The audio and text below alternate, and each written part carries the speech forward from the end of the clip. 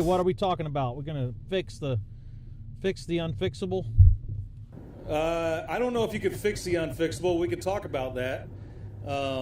Managing the unmanageable. Well, I tell you, I got really something that I think fixing the unfixable might be good because, and I like managing the unmanageable, but I really have to get this off my chest because it's killing me. Uh-huh.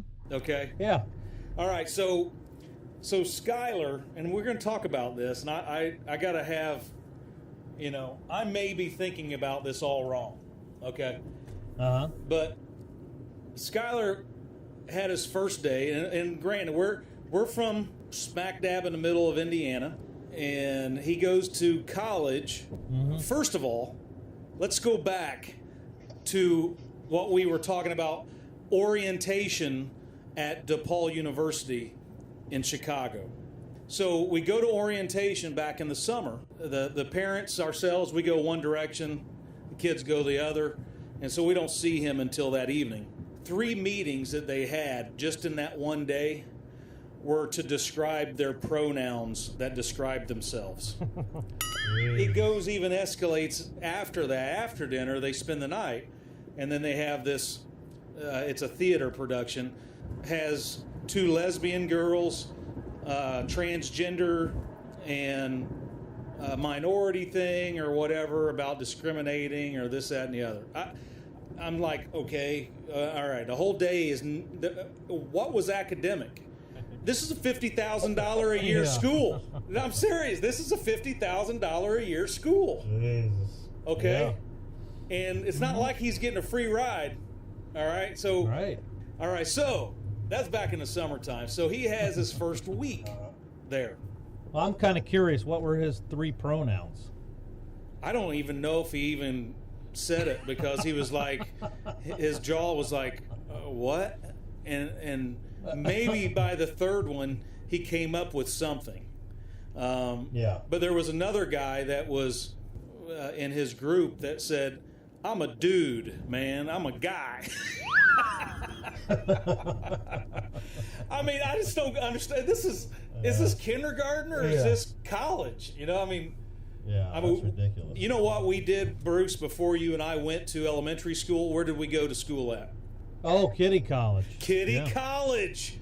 This is Kitty College right here. Only it's very much more expensive than Kitty College. Yeah, absolutely. So anyway. They probably even have recess. Well, they have safe spaces. So and sleep time. I probably have sleep time too. Instead of recess, I think it's resets. Okay? Reset? Yeah. I thought timeout cards in the military were bad enough, but... So he goes over there, and we get him in school a week ago, okay? Now, his first day of classes started today. But he's been there for 7 days now, okay? Now, and the reason is because they have what they call Discover Chicago, which it's a great idea. They pick the topic that they, I guess some kind of a theme or whatever, and then like he took politics or whatever, and some guys take business. Some guy he couldn't get into business because it was already full, and so what they do is they just show them how to use like public transportation, the L. Yeah, I would have taken the Irish culture and go to the Irish bars. The German culture and go to the German bars. Oh yeah. There's probably a lot of interesting topics also that he could have picked. But anyway, they teach them how to go through this week, which was great. I mean, that's actually really good. And so every day they've done that, and so he's gotten already very comfortable with maneuvering around the city, which is great. So I thought that was wonderful up until yesterday. And so yesterday, for Discover Chicago, each one of those groups of freshmen, each group, I guess they had what they call a volunteer day. So they took their own individual group and the instructor or whoever's leading the way took them to volunteer. So I'm going to ask a question to you and ask you, what would be one of the most absurd things that they could do for volunteerism? Well, first off, I think it's kind of strange that they're on a field trip in college. Yes. With chaperones. But besides that, to volunteer, I would assume that they would go to a homeless shelter, and that's what I said. Like we would. You'd go to a homeless shelter and you serve food to you realize how many homeless there are in Chicago? Oh yeah, absolutely. There's tons of them. Yeah. They're on every corner, and I'm sure the streets need swept. I'm sure things need cleaned up. Yeah. No, you know what or take food, right? Like us, we'd take food, right? You take food on holidays to people's houses that need it. Yeah. Oh yeah. There's multiple things that you could do. Many things. Yeah. So I was shocked when he called us and said, no, their volunteerism consisted of making protest signs. I was pissed. Wow. As a matter of fact, I emailed state-sponsored protests. That's like $50,000 school that I'm paying for what? Yeah. And I said, I emailed the school actually, and I said, is my money really going to creating signs for protest for a volunteer day? I said, I need somebody to reply to me quick. Yeah. I was hot, man. I'm still hot. Oh yeah, because that's not. What's that have to do with? That shouldn't be in the education process. Well, what signs were they? Were they both? Just creating signs in art class or something? Really, was it, okay, create your own sign. Okay, well, fantastic. I'm going to create my Republican. You're going to create an independent. You're going to create a Democratic. They had different topics that they were protesting, and I'm not for sure if it was, since it's a really majority of liberal school. And so, they have these protests. Those protests are typically fine, but, well, yeah, but, but the protests within schools would be set up by the students, and you would volunteer to be part of that group. Okay, well, free speech, whatever. But if the school is sponsoring the activity, now that's a problem. That's my problem. Sure. I don't care what you do on your own time, but is if you're in class, then and you're being directed to do this, right? How can you be? If you don't do it. Yeah, what does he do if he doesn't want to make a sign that says, whatever, He wants to make a sign that says all lives matter. Okay? Right. Now, why would he be penalized for making any sign or not making any? He did it, but I was just like, I'm paying for it. Yeah. I was furious. I was furious because, this college thing supposed to be academics, and it's not supposed to be brainwashing, and that's what it is, and it's driving me already nuts. And this is just his first day, so I just have an issue with it, and absolutely, I would have had an issue with it had it been any kind of protest. I don't care if it was. Whatever. It makes no difference. It has nothing to do with his degree. It has nothing to do with business, the finance thing that he's getting into, anything academic. Right. It has everything to do with... look, if they graded the spelling, okay, I got it. If the art teacher graded the way they cut out...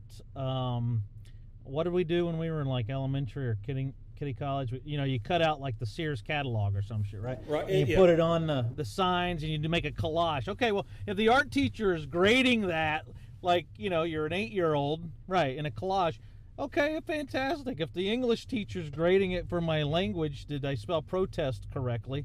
Okay, I got it, I mean, maybe the woodworker is grading it because I made a staff that was really good, right? I maybe wickered it down with my hands and toes or some shit. Right. Okay, right. but chisel. I mean, other than that, what are we doing? That's ridiculous. What are we doing? Yeah. Yeah. And I'm just in awe. Really. Honestly, it's I don't care if you draw something, make some signs, or finger paint, but if you're doing something that's anti-government or whatever, I just don't get it. Actually, I really don't, because that's not what I'm paying for. I'm paying for all the stuff that you said was in these brochures is academics. It's job placement. It's this. Where does creating signs for any protest come into play? And so, I mean, what class is that about? Yeah. Now he Chicago culture, maybe? He was in the politics class for the Discover Chicago. So is that? I mean, to me, now if anybody's offended by what I've said in the last 15 minutes, I'm offended by what the college is doing. Absolutely. Okay? So we can both be offended, because I'm seriously offended by that you would not take my money seriously about bringing my kid to your school. Well, and what would be even worse is if they were forced to create a protest sign that was against their personal beliefs. That's exactly right. And that's another part of the whole story, So we're making them this is very, very similar, and this is really opening my eyes, and it's opening his eyes, and the people around me that I'm talking with. It's opening my eyes to why so much protesting is happening. Where does that stop? Is part of Discover Chicago an academic class, mind you, that is mandatory for all freshmen. Okay?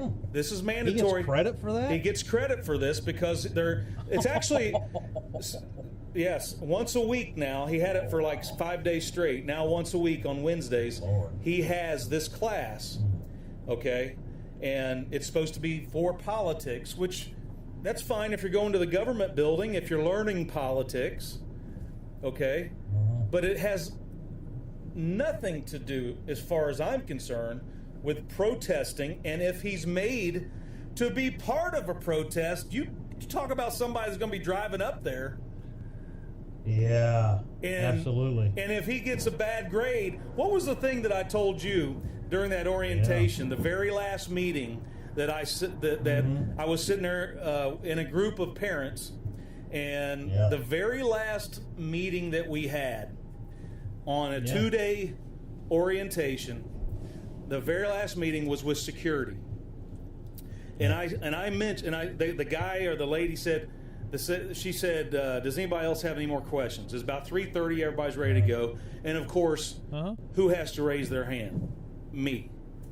Okay? Right. And I raised my hand. I said, she should have known better. I said, I really actually have, a question. I said, I'm reading through your electronic version of the DePaul newsletter. And evidently, this was in June, and evidently in May, there was a protest, and there was 2 people that got stabbed outside because of this protest. And I said, is DePaul like every other college around where they're holding the police from doing their jobs, and they're creating this violence for people that don't believe what they have to say, people that believe something other than what they believe? And I said, so what are you guys doing about that? And you could have heard a pin drop. And then, absolutely. And then my follow-up question after it was a politically correct response by that campus officer, the lady, it was she said, "No, we've updated our procedures and our policy," which typically means on campuses are no longer allowing conservatives to speak because the liberals get upset and they start beating people and starting fires. So, which is weird because they're all against that, which is crazy, you know. And I'm an independent, dude. I can swing either way, but the left is getting crazy. And so anyway, my next question I said was, so what? I said I know this is very liberal school. I know that. I've been told that, and I've seen it. I've heard about it. I said, I am a Army veteran, a retired firefighter. I drive around and I'm a Midwest manager for an insurance company that protects police officers and firefighters. And I said, so 3 strikes you're out, buddy. Yeah. And I said, I'm from Indiana. I'm an independent, but my family leans more to the conservative ways. And I said, what are you going to do and the school going to do if my son gets bullied? Yeah. And you could have heard another pin drop because they had nothing to talk about. Because they don't want him there. Oh, it was crazy, dude. It was crazy. So when you think about that, how many people around this country are freshmen that are being made to be in those crowds? Oh, sure. Peer pressure. And if they don't, what about their college, the grades? What grade are they going to get if they don't go to that or they don't make that sign? I'm ticked, dude. I'm ticked. I'm really upset. Yeah, how many parents don't realize that it's actually happening? Exactly. And to think that all those, there's a protest anymore for every little bitty thing. And it's absolutely ridiculous. Well, who's responsible for that? It's the teachers. Yes. They wouldn't have been there if Discover Chicago teacher wouldn't have taken them there. Well, my question was the news there? Because, what probably happened is they needed a reason to protest. So the news got on there, like CNN. They showed up and they said, hey, we've got protesters outside protesting whatever cause. And the students probably had no idea that they were going to be part of something that was going to be conveyed to the public as a real protest. Okay, so the topic for this discussion is, should it be protesting the protesters protesting? Absolutely. Yeah, because I kind of like what the guy we were listening to the other day was saying. How every good side has a bad side, and every bad side people think are good. So you can just continue to protest something that you may think is good, the other side thinks is bad, and vice versa. So at the end of the day, for me, the school shouldn't be forcing that upon the students. No, they should ridiculous. They should be. There shouldn't be any of that. It should just be academics. They should stay out of it. Yeah. They teach the entire spectrum like they should, and not force, one view on all students, and leverage that view, leverage the grades to enforce the view. Right. That they want. Did you see in the news yesterday or the day before? Taking your money. I think it was Monday or Tuesday. I'm pretty sure it was Monday or Tuesday. I was watching Fox News, and there was a march again out somewhere near Berkeley. It was some kind of a pro-Trump rally or something. And here is a teacher from Berkeley, a female teacher, okay, from Berkeley that starts assaulting this guy that's doing absolutely nothing other than holding a sign, a picket sign, saying, pro-Trump. He wasn't doing anything. Right. Yeah. So here's the deal. Berkeley ended up suspending her or firing her, and the teachers union got her back within 24 hours. Yeah. Absolutely. It's an insane place, man. It's crazy. It is. I'm protesting the protesters who are protesting. That's right. I'm protesting the protesters, man. Yep. No, it's that's ridiculous. Well, and you go around in you look at some of these guys. You walk around to the protesters and ask them why they're protesting. Many of them, they don't know why they're protesting. They're just there to protest. They don't have any idea. Just for the heck of just to be out there protesting something. That's all it is. Just to be out there.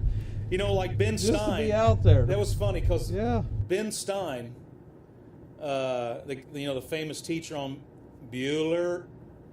Yeah. Well, he's a very intelligent guy. But he does live in California.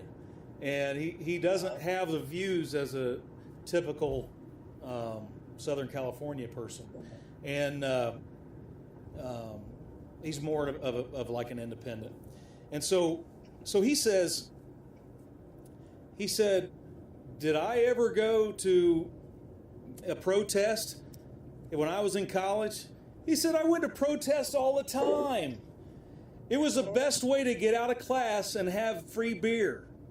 And right. He said, I went to protest all the time. Yeah. And so he said there was an incentive. He goes, I didn't know what we were protesting about. I just knew I could get out of class and there was free drinks. Absolutely. That's camaraderie, man. What other activity? If you're not doing sports, what else are you going to do? Well, protest. Hey, what better than if you get college credit for it too? Sure, absolutely. Oh, that's a bonus. Hey, you know what? I would suspect that way back in the day, the teachers got together and said, you know what? Let's look at Ben Stein's way of, his view, right? His way of thinking. All the students are missing our class, and we can't fail everybody. They're protesting. Well, at least they're doing something. So let's just make it a class and give them credit for missing class. There you go. And we'll be there too. And then we'll support it. Yeah. Sure. We'll take it as we'll do a field trip. Well, I think a lot of it gets, where you have a lot of folks who they look back in the big protests in the 50s and 60s and they go, you know what, we think that's pretty cool. They made a lot of movies about that stuff. Our parents talked about it. Our grandparents now talked about it. Well, let's do it because that was cool for them back then. So it'd be cool for us now. I'm thinking that have no idea what we're protesting. We're just gonna stand with some signs and just get good grades. Oh man, you know what? I think that I'm wondering if the bachelor's program of political science is just that. We're going to protest for 4 years and then you get a degree. Sure. Part of professional protester. We heard the last election that they actually pay pretty well. Yes. We heard they pay now. I mean, and now they got a lot of volunteerism because they're making it college Right. credit. Absolutely. So you have people who are running the protest. They get paid very, very well. Well, if you were running the protest, what would you do? Okay, well, you convince the teachers, put credit towards it. We're going to bring these guys out here, volunteer. They're all students. They'll get credit because they're participating in the political, nature of the country, right? And we'll actually maybe give them beer also. So that's an incentive for the other ones who have any doubt, right? You don't have to hold a sign. Just come on out and be part of the group. I tell you what's unusual about that, Bruce. I really do. I tell you what's unusual is, I guess, I didn't realize the college definition of volunteerism was different than mine. volunteerism, I guess, for this college is you will do it. Well, it's voluntold. We've been there. Voluntoldism. We know what that means. It's voluntoldism. Right, voluntoldism. Yes. Right. That's exactly. Matter of fact, I like that. It's voluntoldism. Yeah. Look, if your son refuses, I mean, so here's the question I would have to ask is, what's the syllabus say, right, that you're given on, well, you're supposed to be given the first day, and then what are the grading rubrics that they're being graded off of? How do you, what's the difference? How do you get a B versus a B plus versus an A versus an A minus? I mean, what's the difference in that? Do I show up? Is my sign bigger than your sign? Yeah, I think it's the size of the sign or the height of the sign. And, well, my sign definitely would be bigger than your sign. All right. I mean, I never really even thought the size mattered until right now. But yeah, absolutely it matters. Yeah, it's all part of the grade, man. It's part of the grade. Now, I probably would get an A minus because my spelling is atrocious. Yeah. Right? Yeah. So, that's true. I would, it would be horrible. But the sign, everything, it would be awesome. Well, it'd be very, very cool. You might even get a B minus maybe because your attitude sucks too. Oh, well, that's true. I mean, I'm not afraid to tell people about my attitude. Right. And how they affect it. And how they affect it. I mean, the majority of the time, at a certain point, I don't draw a line and say cross it. I just say you're really hitting the top level. And you're about ready to exceed the limits of. Well, I kind of I look at it as the moon and stars, and like say someone rubs me wrong, I'll like say to myself, I guess the moon and stars aren't lined up right, right now, and let me come back in about a half hour. But I'm going to give you 3 chances. That's pretty nice. Yeah, I try to do that. I try to take my breath, and I come back, and if I see a person, I usually give them 3 times because I just never know what's going on in their heads, what's going on behind the scenes, prior to even coming to work or whatever, So yeah, you must have gotten that from Mom. I must have. For me, there's no excuse. I'm like, look, get the fuck out of my way. All right, I don't need your pain right now. Right. Yeah, man, it's no crazy, excuse, dude. buddy. It's crazy. I don't care if your stars are aligned or not. Get out of my universe. So what would happen? Okay, let me ask you this.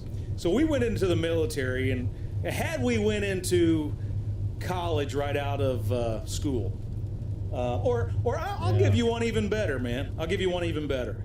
So after you were in for what 8 years or so, then when you re-enlisted for another term, you went to El Paso to finish your degree. Yeah. You went to El Paso University. Now, University of Texas in El Paso. Right. Oh, University of Texas in El Paso. Okay. So what if one of those courses that you had to take to finish your degree, they said, today we're going to make signs that says DACA needs to be in place, and we want no wall, and we want all the immigrants that we can, because you're in El Paso, and we want all the immigrants that we can to come across the border with so I can pay their health insurance. So what if they would have done that and said, no, Bruce, this is volunteerism, and I would have said no. I mean, it just, look, I tell you one thing that the military does, and I think it's very difficult for us when we're transitioning after so many years in the service, because you just learn to you know what I mean. you just learn when you're in the military to protect yourself, and defend yourself. Right.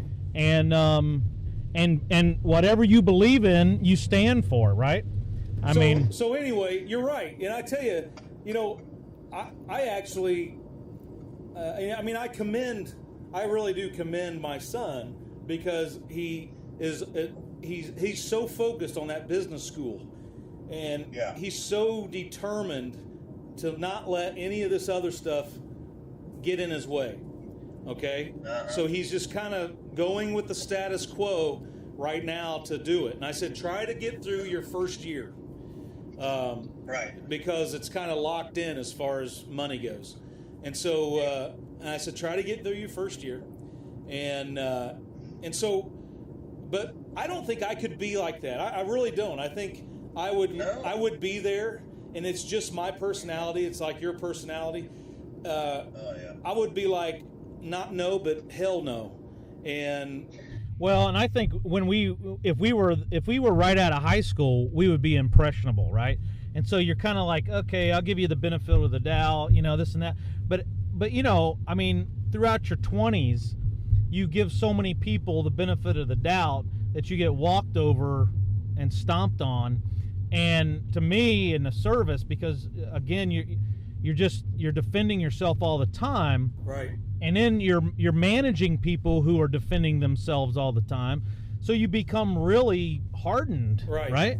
And so then when you go back to college, like I ended up, I went back my 10th year in service, and when I went back, I would sit there and question I would listen to these professors, and I would be like, I actually disagree with everything you just said. Right. And their face, they're not used to that. No. I'm like, I don't understand what you're saying. But that doesn't make sense to me. Could you explain it? Because based on my experience, that's completely incorrect. Right. So could you please explain that, in another way so I could understand it? Well, you don't question them.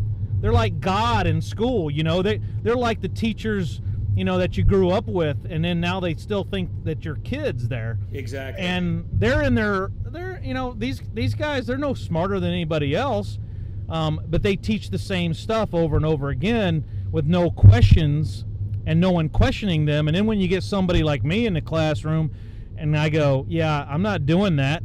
That's absolutely incorrect. Right. And until you prove otherwise, you're the teacher. Explain something different to make sense out of what you just said.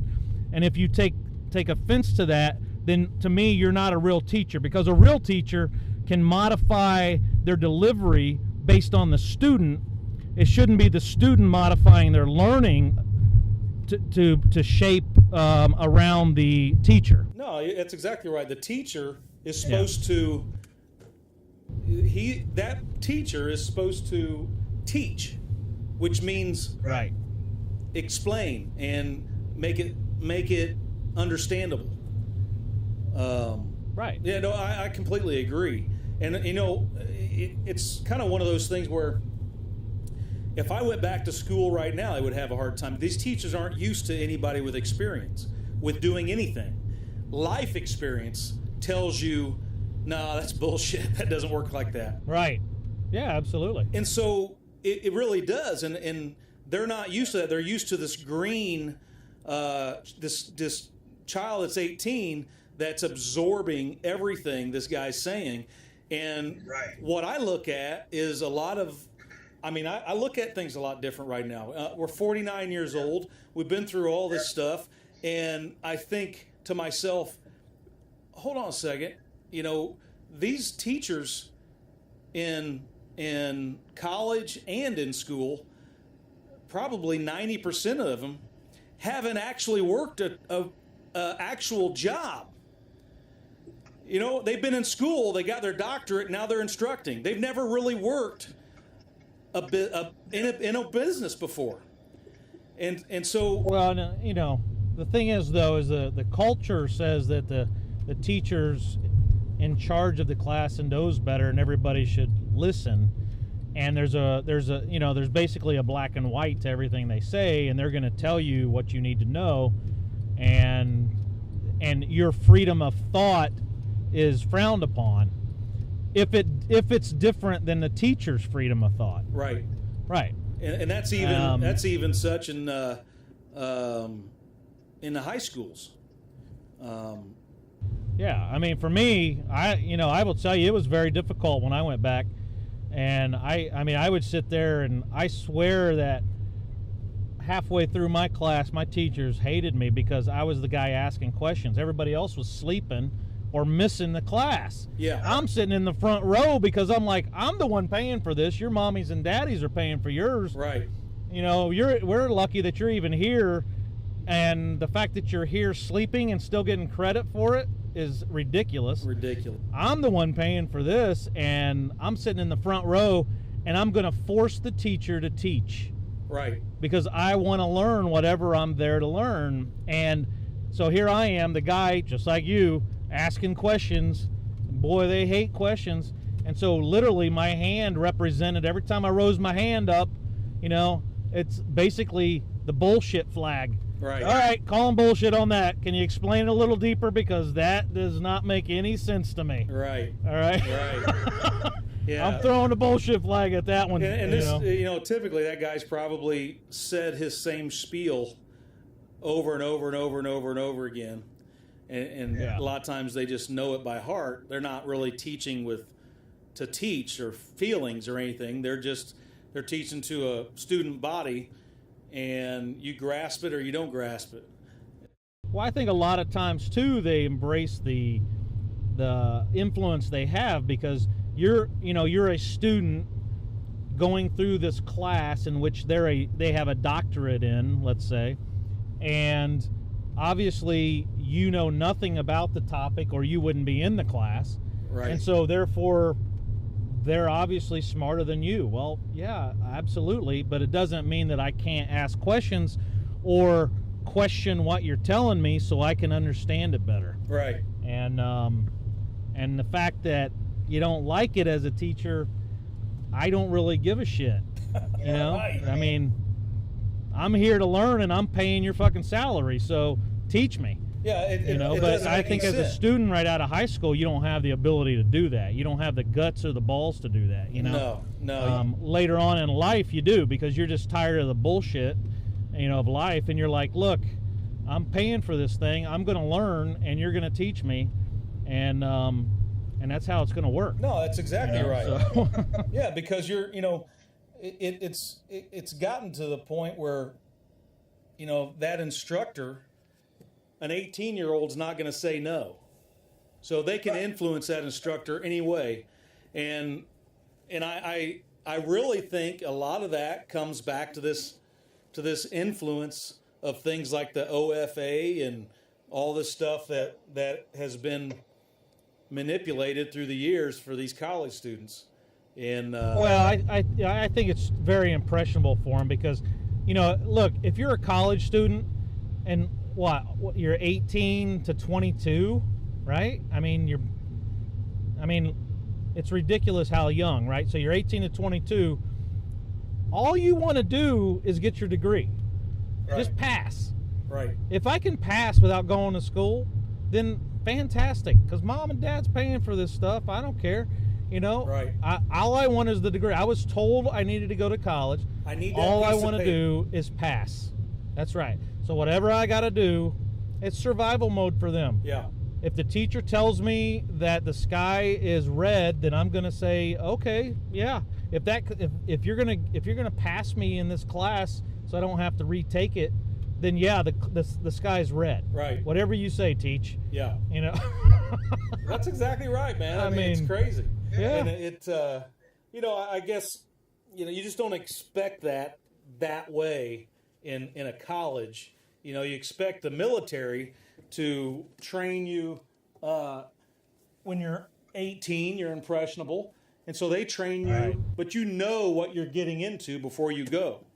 Right. You're right. Misled to believe that piece of paper is you'll do anything for that piece of paper so I can get a job. Well, It only gets you in the door. It doesn't mean that you're going to be a good worker. It doesn't mean you're going to show up on time. It doesn't mean you're going to have a good work ethic. It doesn't mean you're even going to be hireable.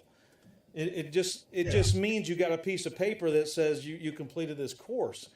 And well, yeah, but the thing is though is, the GPA.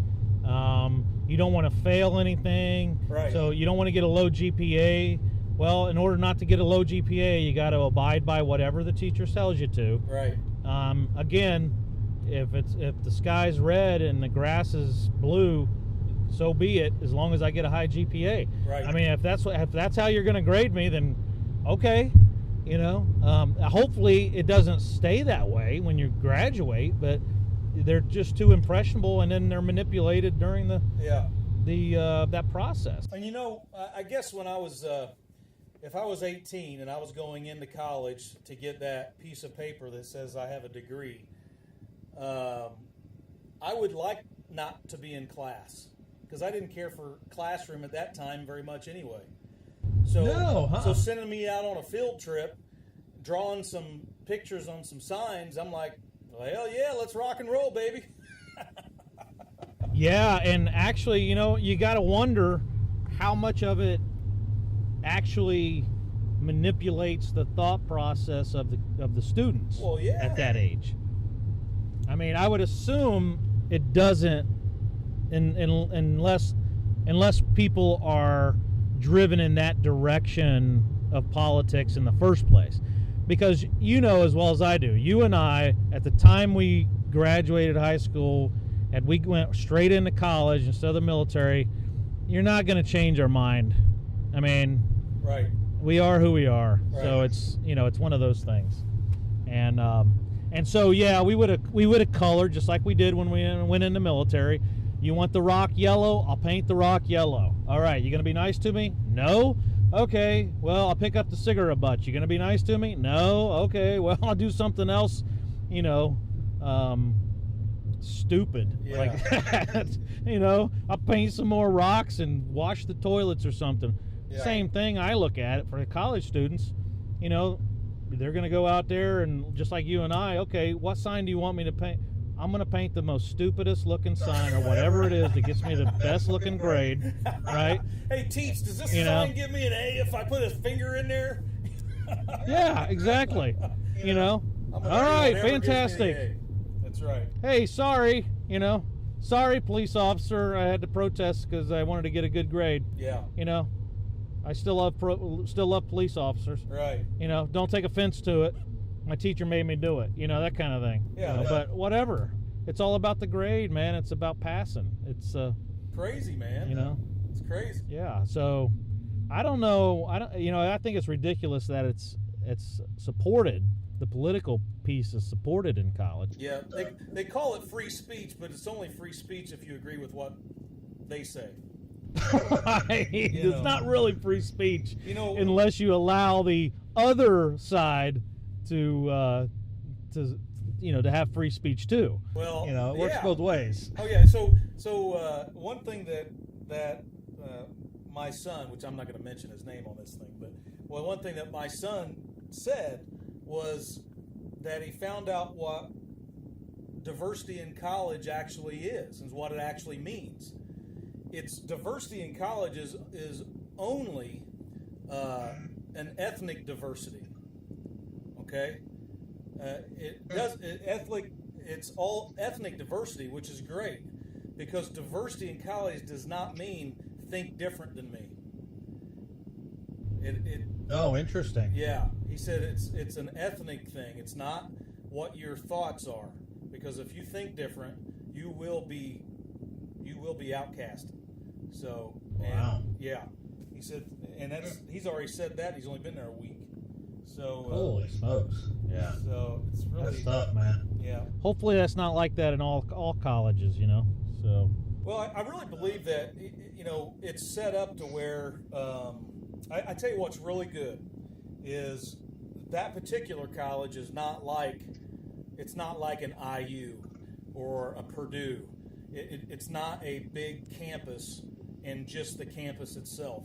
Okay, it's kind of a small campus in the city, and so you don't really have that typical campus feel. So you don't really have to be around much of it if you don't want to be. Because there's 2 campuses, and both of those are they're in downtown parts of Chicago. So, and so the good part is you're not like stuck in this large campus in a cult for 4 years. Yeah. You know, you actually can get out into the community. So I think that's going to be the saving grace myself. So. Yeah, I mean, if you're up in Chicago, you could, and you want to escape, you just join a gang or something. I mean, there's a lot of opportunities. There's a lot of opportunities. Yeah. There's so many things to do. Just focus on some of those instead of some of this craziness. So. Yeah. Most of the time, really think about it, most of the time the craziness that we see right now around the country is with people that have no jobs. They don't even want to work. They're probably part of that socialist thing where they don't want to work and they want their free paycheck. But so if you had a job, you'd probably be too tired to be out there protesting all the time. You'd have to be at work. You're either a student or you have to be at work. Yeah. Yeah. So, you got to make money, right? So. Well, yeah, you would think. So. I don't know, man. But I'm protesting the protesters who are protesting. I guess that makes a lot of sense. And it's not voluntarism. It's what? Voluntoldism. Voluntoldism. That's right. So, hey, I'm glad I got that off my chest, man. Good, yeah. That's what it's all about. Yeah. Well, there's no hair on that chest, so glad you got something off of there. You know what? I wish I did have a nice hairy chest. That's a topic for another discussion there. Where you button down a couple buttons of your shirt and you see like pubic hair popping out, Well, I don't know about that. That's pretty disgusting. That's curls, it's like curly hair. There's some hairy guys out there, but typically the ones that have a hairy chest have a hairy back, and that's kind of nasty. Dude, if you unbutton your top 2 buttons and you have pube hair coming out the top of it, you got a problem. Okay. Holy smokes. You are a hick. But if you see typical chest hair, it's definitely not attractive. It's curly. It's not. There's a fine line between good chest hair and bad chest hair, as far as I'm concerned. Okay. It's not like I'm going to run my fingers through anybody's chest hair, but I'm not discriminating against anybody who does. So that's right. Absolutely. And I'll take offense to anybody that says that I'm discriminating against them. I'm offended by anybody who thinks they're offended by me. That's right. I'm offended. We're offended by the offenders.